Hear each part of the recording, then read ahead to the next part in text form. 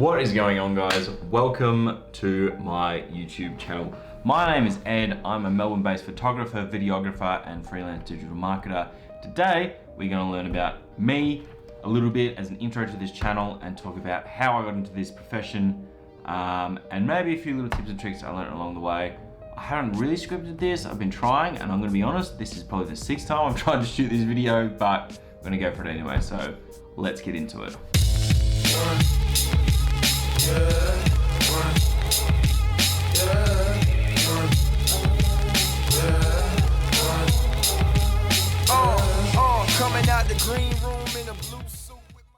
First of all, I was meant to have some cool day plan where I go see one of my clients who I've had for ages because they're part of the story, and they rang me and they were like, oh, don't worry about coming, something's come up. So I was like, shit, how am I gonna do this interesting YouTube video? So now I'm gonna have to make my fucking apartment look cool, which it's not, and it's messy, but I do need to go do a few errands, so we're gonna go do that. But first of all, what I wanna do with this video is just show you guys how I got to this point. I am working full-time as a videographer, photographer, and freelance digital marketer. I don't know how to shorten that. I guess content creator and marketer is probably quicker. I decided to kick off this YouTube channel because this industry has been super amazing for me, and the online community has been amazing for me to be able to learn. And it's been a pretty cool journey for me, and I just sort of want to give back to that, give my 2 cents on little things, talk about more the business side of videography and photography. Probably not the most interesting thing, but hopefully my dumbass personality can make it a little bit more interesting than university lectures. Now, my little story started with videography about 2 years ago when I left university. Pretty much, I studied a commerce and marketing degree, finished the degree, and I thought, I don't really want to work in this industry. I don't really like it. Sort of had that classic mid-aged, midlife crisis where I thought, I don't know what I want to do with my life, and I'm not really committed to what I'm looking at doing for the rest of my life, so what am I going to do? Alright, so I'm like halfway editing this clip, but I've realized there's a couple of inconsistencies in the video that might bug a few of you. First of all, this was shot over 2 days. Because I tried to shoot it once, I hated the first time, so reshot it and then tried to stitch together, and that has not really worked at all. Second thing is, I keep saying midlife crisis. I'm only 28, and I sincerely hope I'm not having a midlife crisis because that is not good for me or my plans. So, sorry about that, guys. Please enjoy the video. You might see me again. I don't know. Alright guys, just arrived at my client. Now these guys are a high-end supermarket up in Melbourne's northeastern suburb. I won't be bringing you in there, but I will show you a little bit of footage. So, yeah, I picked up photography and videography around about the same time that I started full-time work. I didn't really think there was a business behind it. So I went into full-time work as a sales rep, which I really did not enjoy. I didn't really like the idea of working for a big corporate like that, but you know, it pays the bills, and that was the most important thing. 18 months ago now, there was one of my favorite cafes, who are one of my clients now, having this massive event, and I thought, you know, I want to shoot this, I want to try business promotional stuff. So I shot the event. There was another videographer and a photographer there. Me and the other videographer submitted the footage. The boss ended up absolutely loving mine, and mine got used for the promotional activity. Now, not saying anything against that videographer, it was just that was one of my favorite cafes at the time. I knew the place, I knew the vibe, so a bit of home advantage. But what it did for me was teach me that I can actually do this, that I can actually make business videos. 3 weeks after that, I ended up getting offered a contract to run their social media and marketing. I don't know if I mentioned it before, but I did marketing and commerce at uni. The owner of the cafe sort of put 2 and 2 together, and that's when I started actually getting an income from my photography. That sort of sparked a passion for me to try and get out of full-time work, to get into videography and photography as a job, because that was the first time I saw that you can make consistent income. Didn't love the idea of being a complete freelancer with one-off jobs rather than contracts. So that was a really cool affirmation for me to be able to see that there's money to be made out here, and I can build a career that's actually viable with my sort of personal life goals. That was a massive turning point for me. And that all basically boiled down to passion, which is the next thing I'm going to talk about, because from that point on, things really changed for me.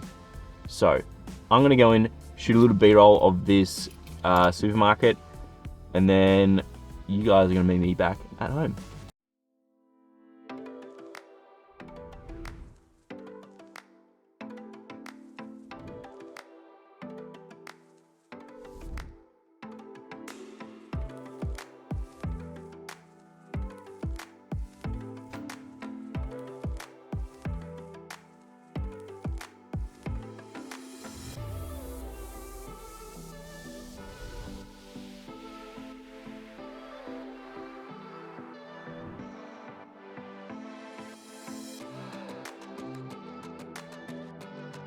Alright, we are back. So, believe what we were talking about last time was my sort of journey through photography and videography.